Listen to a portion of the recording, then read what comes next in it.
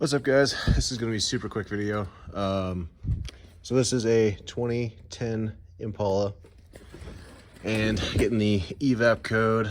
And so what I'm doing is replacing the evap canister here right next to the muffler. And it took me a minute to figure out what was going on here because my replacement wasn't going to fit directly. And I was really confused, but I finally figured it out. And so just in case anybody else has the same issue, I decided to go ahead and make a video.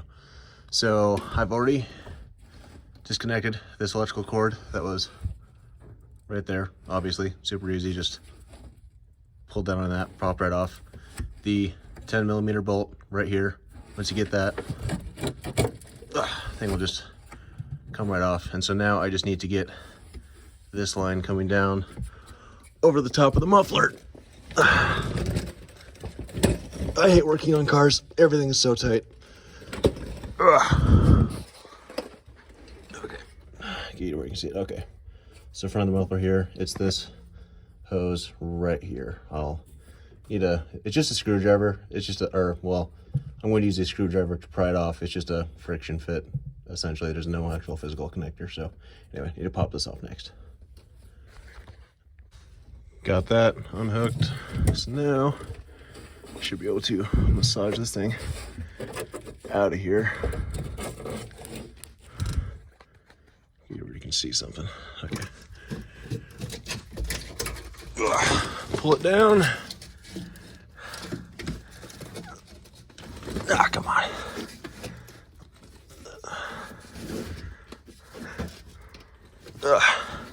There's a bracket up there holding that hose in. I was hoping to not have to take off. Oh, there it goes. So yeah, there's a bracket about halfway holding that hose in. Yeah, if you pull hard enough, it comes loose. There we go. All right, here's the replacement. I've got this wrap on the end of it. It came with this, so I'm going to keep it on to keep it clean, keep the crap out of it as I shove it back up through there and fish it around to the tank. All right, the hose is really easy to get lined up with the bracket. I could see the bracket from this angle, just shoved it in. I used one hand to push up on the canister, as the other hand put that bolt in. So now, obviously, hook it on that lip before you put the nut on. But anyway, super easy to get back up there.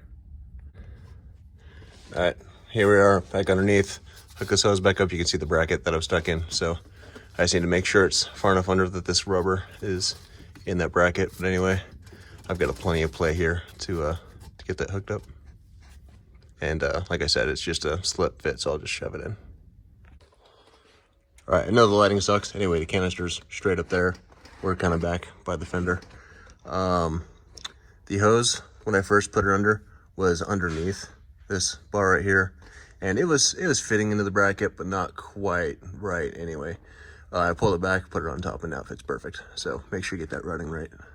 So now, the whole reason I'm making this video is that this cable was already plugged in to the canister that you can't see. There you go. Plugged in right there. And anyway, I was like, whoa, there's already a hose here. Or there's already a cable here. So I took it off. And then looking at it, I was like, oh, this is not going to match that. What's going on here? Well, it turns out that this is actually just an adapter. So the end that was plugged into it, whatever obviously is plugged into it, but then this other end that was flopping around will go into here. All right, well, there it is. Like I said, got the extra wires hanging down.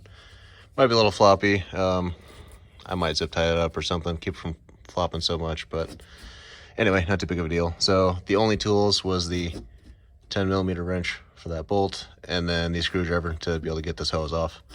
But yeah, super easy. So yeah, if you you open yours, you're like, what's going on here with these connections, these wires? If you do have this, it will fit. Don't worry.